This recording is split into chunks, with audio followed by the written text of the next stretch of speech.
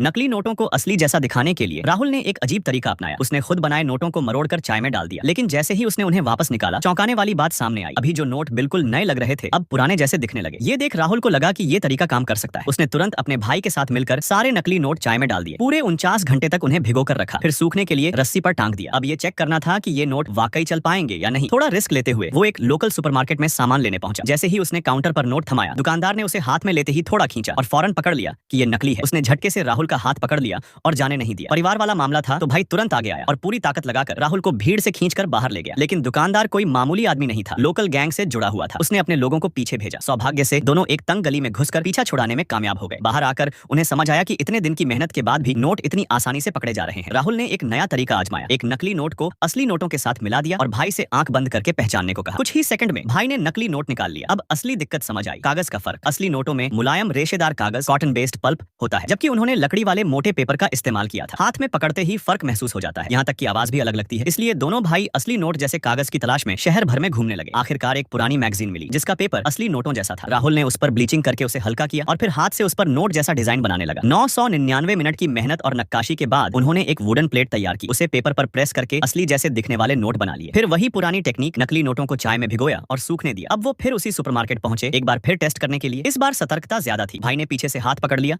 ताकि कुछ गड़बड़ हो तो तुरंत खींचकर भाग सके। राहुल ने जैसे ही नोट थमाया, दिल धक धक करने लगा। लेकिन इस बार दुकानदार ने चुपचाप पैसे लिए और बदले में एक ड्रिंक पकड़ा दी। राहत की सांस ली। इस बार स्कीम काम कर गई थी।